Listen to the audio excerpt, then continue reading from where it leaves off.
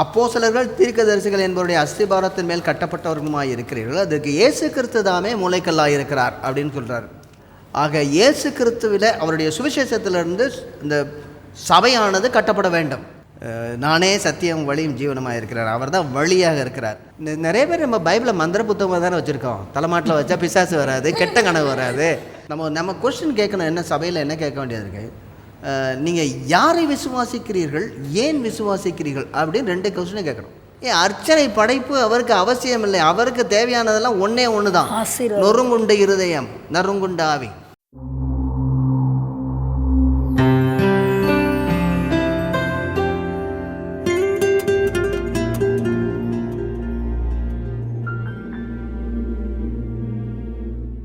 Salvation TV நேயர்களே, உங்களை கர்த்தராகிய இயேசு கிறிஸ்துவின் நாமத்திலே வாழ்த்தி வரவேற்கிறோம். இது ஏக்தா நெட்வொர்க் வழங்கும் திருச்சபை அன்றும் என்றும். இந்த நிகழ்ச்சியிலே ஆதி அப்போஸ்தலர்கள் எவ்வாறு சுவிசேஷத்திலே சபைகளை அடித்தளமிட்டு கட்டினார்கள் என்று சொல்லி பார்த்து கொண்டே வருகிறோம்.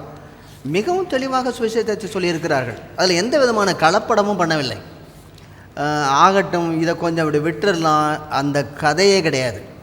வெட்டு 1 துண்டு 2 சொல்லியிருக்கிறாங்க. அதனால தான் இந்த 300 வருஷத்தில், அதாவது முதல்ல 3 நூற்றாண்டுகளில் ஆதி திருச்சபை அவ்வளவு வேகமாக வளர்ந்ததற்கு காரணம் என்ன? அவர்கள் போட்ட அஸ்திபாரம். அந்த அஸ்திபாரம் கர்த்தராகிய இயேசு கிறிஸ்துவினுடைய சுவிசேஷமாக. எபேசியர்கள் நிருபம் அவனுடைய 2வது அதிகாரம் 20வது வசனத்தில் பவுலடியார் சொல்கிறார், அப்போஸ்தலர்கள் தீர்க்கதரிசிகள் என்பவருடைய அஸ்திபாரத்தின் மேல் கட்டப்பட்டவர்களுமாய் இருக்கிறீர்கள், அதுக்கு இயேசு கிறிஸ்து தாமே மூளைக்கல்லாக இருக்கிறார் அப்படின்னு சொல்கிறார். அந்த மூளைக்கல்லிலிருந்து அந்த கட்டடம் முழுவதுமாக ஆரம்பிக்கப்பட வேண்டும். ஆக இயேசு கிறிஸ்துவில் அவருடைய சுவிசேஷத்திலிருந்து இந்த சபையானது கட்டப்பட வேண்டும். அதை கட்டினவர்கள் அப்போஸ்தலர்கள், அவர்கள் அடித்தளம் போட்டார்கள். எப்படி சபையை கட்ட வேண்டும் என்கிற கிருபையை அப்போஸ்தலர்களுக்கு ஆண்டவர் கொடுத்திருந்தார். எனவே நாம் அப்போஸ்தலர்களை பின்பற்றும் பொழுது அதனுடைய அர்த்தம் என்ன? இயேசு கிறிஸ்து என்ன சொன்னாரோ அதை அப்போஸ்தலர்கள் செய்தபடினாலே அதை பின்பற்ற வேண்டும். அதை செய்யலைன்னா நீங்களும் நானும் பின்பற்ற வேண்டிய அவசியம் இல்லை. ஆனால் கிறிஸ்து மற்றும் அப்போஸ்தலருடைய முறைமையின்படி, த வே ஆஃப் கிரைஸ்ட் அண்ட் அப்பாஸ்டல்ஸ், அதனுடைய முறைமையின்படி அவர்கள் அறிவித்த சுவிசேஷம், த கெரிக்மா, அவர்கள் அறிவித்த சுவிசேஷம், அது இந்த நாட்களிலே மிகவும் கலப்படமாய் போய்கொண்டிருப்பது என்பதுதான் நம்முடைய பெரிய கரிசனையாக இருக்கிறது. அன்றுள்ள இந்த திருச்சபை என்றுமே எப்படி இருக்க வேண்டிய திருச்சபை. அத்தேனே பட்டணத்திலே பவுலடியார் அறிஞர்களுக்கு சுவிசேஷம் அறிவிக்கிறார், படித்த மேதாவிகளுக்கு சுவிசேஷம் அறிவிக்கிறார். அந்த சுவிசேஷ அறிவிப்பை நாம் பார்த்து கொண்டு வருகிறோம். 22வது வசனத்திலிருந்து 17வது அதிகாரம் அப்போஸ்தலர் நடவடிக்கைகள் 22வது வசனத்திலிருந்து சொல்கிறார், அப்பொழுது பவுல் மார்ஸ் மேடையில் நடுவிலே நின்று ஒரு பெரிய சொற்பொழிவாற்றுகிறார். அவர் சொல்வதனுடைய 7 காரியங்களை குறித்து நாம் பார்த்து கொண்டு வருகிறோம். முதலாவதாக, ஆராதனைக்கு பாத்திரர் ஒரே ஒருவர், எனவே கர்த்தர் அறியாமல் ஆராதிக்கும் கர்த்தரை அறிந்து கொள்ள வேண்டும் என்று சொல்கிறார். முதலாவதாக. இரண்டாவதாக, கர்த்தர் சர்வத்திற்கும் ஆண்டவர், எனவே மனிதன் கையினால் செய்த ஆலயமோ அர்ச்சனை படைப்போ அவருக்கு தேவையில்லை. 24வது வசனத்தில் சொல்கிறார். அதுக்கு அடுத்ததாக, மனிதன் கர்த்தரால் படைக்கப்பட்ட சிருஷ்டி, எனவே மனிதன் கடவுளை சிருஷ்டிக்க முடியாது என்று 26வது வசனத்தில் சொல்கிறாரு. அதற்கு அடுத்ததாக, மனிதன் கர்த்தரோடு சம்பந்தம் உள்ளவன், அவர் சந்ததி, எனவே எந்ததொரு விக்கிரக ஆராதனையும் புத்தியினமானது அப்படின்னு சொல்கிறார். 28வது வசனத்தில் 28வது வசனத்துக்கு பின்பதாக. ஐந்தாவதாக, கர்த்தர் தம்மை குறித்து வெளிப்படுத்தி இருக்கிறார், எனவே மனிதன் சாக்கு போக்கு சொல்ல முடியாது, தடவியாவது கண்டுகொள்ள முடியாத கிருபைகளை ஆண்டவர் தந்திருக்கிறார். அவரை குறித்து எல்லா இடங்களிலும் சொல்லப்பட்டிருக்கிறது. நம்ம அதை படிக்கும்போது பார்த்தோம், இயற்கை வெளிப்படுத்துகிறது, மனிதனுடைய மனசாட்சியே என்ன சொல்லுகிறது என்றால் நன்மை தீமை இன்னதென்று மிகவும் வெளிப்படுத்துகிறது. அதற்கடுத்ததாக, அந்தந்த வேதங்களிலே, அநேக இடங்களிலே வேதங்களிலே அள்ளி தெளிக்கப்பட்டிருக்கிறது கர்த்தருடைய வருகை, அவருடைய பாவமில்லாத ஒரு வாழ்க்கை, அவருடைய பலி, அவருடைய உயிர்த்தெழுதல், இது எல்லாமே எல்லா இடங்களிலும் தெளிக்கப்பட்டிருக்கிறது. அது மறைக்கப்பட்டு இருக்கிறது அல்லது மறுக்கப்பட்டு இருக்கிறது என்று சொல்ல வேண்டும். எத்தனையோ மந்திரங்கள் ஓதும்பொழுது அந்த மந்திரத்தில் கர்த்தருடைய நாமம் இருக்கிறது உள்ளே, அவர்கள் அறிந்தவில்லை, அறியாமல் ஆராதிக்கிறார்கள். எல்லா இடங்களும் தடவியாவது கண்டுபிடிக்குமான அடையாளத்தை ஆண்டவர் வைத்திருக்கிறார். இந்த சின்ன வயசில் நீங்கள் இந்த ட்ரெஷர் ஹண்டுங்கிற விளையாண்டுருப்பீங்க இல்லையா? ட்ரெஷர் ஹண்டு விளையாண்டுறீங்களா இல்லையா? அதாவது எங்கேயாவது ஒழிச்சு வச்சுருவாங்க, 4 பிஸ்கட் பாக்கெட்டை, அதுக்கு அங்கே இங்கே எங்கேயாவது இருக்கும் ஒரு என்னங்க குழு. ஆனால் அங்கே குழு எங்கே என்ன எங்கள் குழுவா அப்படின்னு கேட்பாங்க. இல்லை குழு எங்கே இருக்குது, அதுக்கான துப்பு எங்கே கிடைக்கிது, துருப்பு, துப்பு இல்லை துருப்பு எங்கே கிடைக்கிது. ஒவ்வொரு இடமா போய் பார்த்துக்கிட்டே போகிறோம். அதை போய் பார்த்து கொண்டே போகும்போது நிச்சயமாக அந்த ட்ரெஷர் கிடைக்கிது. இதுதான் வந்து வேத சத்தியத்தில் பார்க்குறோம். எல்லா இடங்களிலும் அடையாளத்தை ஆண்டவர் வைத்து கொண்டே இருக்கிறார். விசேஷமாக நம்முடைய வேத சத்தியம் இங்கே ஆண்டவர் அடையாளத்தை வைத்திருக்கிறார் முழுவதுமாக. அடையாளம் இல்லை, இங்கே வந்து ரோடே போட்டு வச்சுருக்கிறார். நானே சத்தியம் வழியும் ஜீவனமாக இருக்கிறார். அவர் தான் வழியாக இருக்கிறார். மேலாக இது படிப்படியாக பங்கு பங்காக வகை வகையாக வெளிப்படுத்தப்பட்டிருந்தாலும் கடைசி நாட்களிலே குமாரனின் மூலமாக முழுவதுமாக வெளிப்படுத்தியிருக்கிறார்.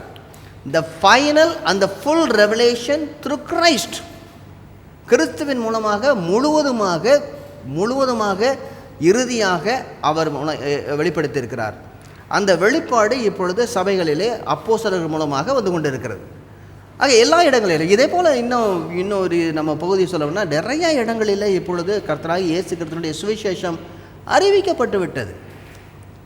அறிவிக்கப்பட்டு கொண்டு வருகிறது. ஏதாவது ஒரு வழியில் டிவி மூலம் போகுது, ரேடியோ மூலம் போகுது. நாங்கள்லாம் முன்னாடி வந்து கிராமங்களில் வேலை செய்யும்போது, ஊழியம் செய்யும்போது திடீர்னு வந்து சொல்லுவாங்க, நாங்கள் வந்து ரேடியோவில் கேட்டங்க இயேசுவை பற்றி அப்படின்னு சொல்லி, எப்போ இந்த இயேசுக்காரங்க வருவாங்கன்னு சொல்லி காத்திருந்தோம்னா ஒரு ஊரில் உள்ள ஒருத்தர் சொல்லியிருக்கார்.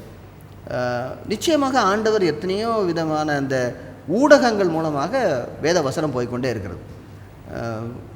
பைபிளை வாங்கி கிழிச்சு போட்டால் கூட அது 100 பக்கமாக போகும், அது 100 பகுதியாக போகும். நீ எரிச்சு போட்டாலும் ஒரு நாளில் அந்த கொழுந்து விட்டு உன்னுடைய இருதயத்தில் எரியும். நான் இந்த வசனத்தை எரித்தேனே, எத்தனையோ பேர் ஆண்டவர் பிரித்து கொண்டு வந்திருக்கார். தடவியாவது கண்டு கொள்ளும்படியாக. ஒரு தடவை நம்ம பேசும்பொழுது சாது சுந்தர் சிங்கை பற்றி நம்ம பேசிக்கிட்டு இருந்தோம் ஒரு நிகழ்ச்சியில். தடவியாவது கண்டு கொள்ளும்படியாக ஆண்டவர்கள் உங்களுடைய வாழ்க்கையிலும் என்னுடைய வாழ்க்கையிலும் இதை கேட்கக்கூடிய அநேக தேவ பிள்ளைகளுடைய வாழ்க்கையிலும் ஆண்டவர் ஏதோ ஒரு இடத்துல ஒரு தடவியாவது கண்டுபிடிக்கக்கூடியான ஒரு அடையாளத்தை வச்சிருக்கிறார்.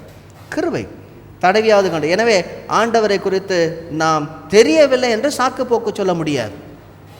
இல்லைங்க எனக்கு தெரிஞ்சிருந்தால் வந்திருப்பேங்க அப்படின்னு சொல்ல முடியாது. இன்னும் சில பேர் நீங்கள் இதை கொஞ்சம் நல்லா சத்தமாக சொல்லியிருக்கணும். இப்போ இதுக்கு மேலே என்ன சத்தமாக சொல்கிறது, நல்லா கண்டித்து சொல்லியிருக்கணுங்க. அப்போ ஏதாவது சாக்கு போக்கு சொல்கிறவங்களுக்கு கண்டித்து சொல்ல வேண்டும்.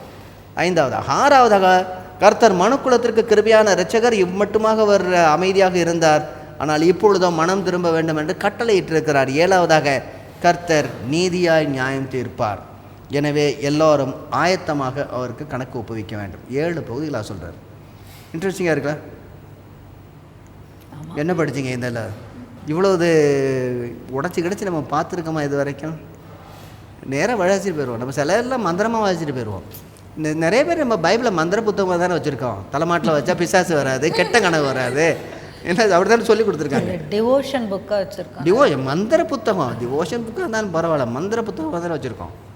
அதில் எடுத்துகிட்டு யாராவது நீ ராத்திரி வரைக்கும் ஒரு சீட்டை எடு, அதை படி, உடனே மூடிட்டு படுத்துருக்கணும். இல்லை கேலண்டரில் ஒரு வசனம் வாசிட்டு போயிடுவோம். கேலண்டரு, அந்த கேலண்டரில் வசனம் வாசிட்டு போயிடலாம்.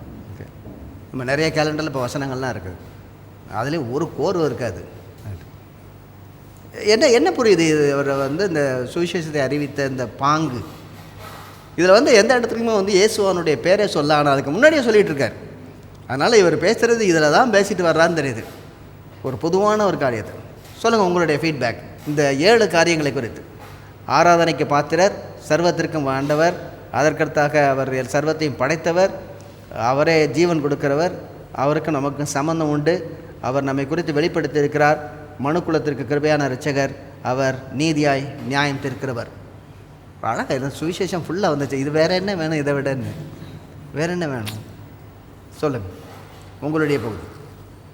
இடஞ்சுட்டி பொருள் விளக்குன்னு ஒரு இது படிக்கும்போது ஒரு இது பண்ணுவாங்க. ஆமாம், அந்த பொருளை அந்த இதை யாருன்னு சொல்லாமலேயே, யாருக்கு சொன்னது சொல்லாமலேயே அந்த காரியங்கள் எல்லாவற்றையும் சொல்லி அதை விளங்க வைக்கிறது. இடஞ்சுட்டி பொருள் விளக்குக. ஆமாம். அப்போது இவர் வந்து இயேசு கிறிஸ்துவனுடைய பேரை மென்ஷன் பண்ணாமல் அவர் என்னெல்லாம் செஞ்சுட்டு வர்றாரு. உலகத்தை உண்டாக்கினது முதற்கொண்டு அவர் தான் ஜீவனை கொடுத்தாரு, ஜீவராசிகளை உண்டாக்குனாரு, பாவங்களை மன்னித்தார், அவர் இல்லாமல் ஒன்றுமே இல்லை அப்படிங்கிற எல்லா காரியத்தையும் சொல்லிட்டு கடைசியில் அவர் தான் நியாயம் தீர்க்க போகிறாருங்கிறதையும் அங்கே வெளிப்படுத்துகிறார். அவர் பேசும்போது பாருங்கள், அவர் இதில் லாஜிக்கல் அப்படின்பாங்க, தத்துவ தர்க்க ரீதியாக எல்லாத்தையும் பேசிட்டு வர்றாரு. சும்மா ஏதோ அடித்தான் பிடிச்சான்னு நீங்கள் ஸ்டெப் பை ஸ்டெப். சில பேர் சொல்லுவாங்க, ஏசாமி ஏற்றுங்க நல்லா இருக்குங்க, நல்லா இருப்பீங்க அப்படின்னு சொல்லுவாங்க. ஏன் நல்லா இருப்பீங்க? நாங்கள் போன வாரம் 5 ரூபா எனக்கு பணம் இல்லை, ஏசாமியை ஏற்றுக்கிட்டேன், 5 ரூபா பணம் கிடச்சிச்சு. இந்த 5 ரூபா பணம் இல்லைம்மா, நித்திய ஜீவன்மா. இல்லை, சில பேர் உடனடியாக என்ன சொல்லுவாங்க, தன்னுடைய அனுபவ சாட்சி சொல்லணும். ஆனால் அனுபவ சாட்சிக்கு முடியாது, அனுபவ ரீதியாக சொல்லுவதும் அதோடு கூட அறிவுபூர்வமாக தர்க்க ரீதியாக சொல்லுவதும் அவசியம். நம்ம கொஸ்டின் கேட்கணும், என்ன சபையில் என்ன கேட்க வேண்டியது இருக்கு, நீங்கள் யாரை விசுவாசிக்கிறீர்கள், ஏன் விசுவாசிக்கிறீர்கள் அப்படின்னு 2 கொஸ்டினை கேட்கணும். Who do you believe and why do you believe? Who do you believe and why do you believe? யாரை விசுவாசிக்கிறீர்கள்? இயேசு கிறிஸ்துவ. ஏன் விசுவாசிக்கிறீர்கள்? எந்த காரியத்தை அவங்க சொன்னாலும் ஏன் விசுவாசிக்கிறீர்கள், சரியான அதுக்கு விளக்கம் சொல்லணும். அதற்கான வேத சத்தியத்திலிருந்து பேசணும் அப்படிங்கிறார். 1 பேதுருடைய புத்தகத்தில் அவர் சொல்லும் பொழுது என்ன சொல்றார், எல்லாருக்கும் சாந்தத்தோடு உத்தரவளிக்க நாம் தயாராக இருக்க வேண்டும்ங்கிறாரு.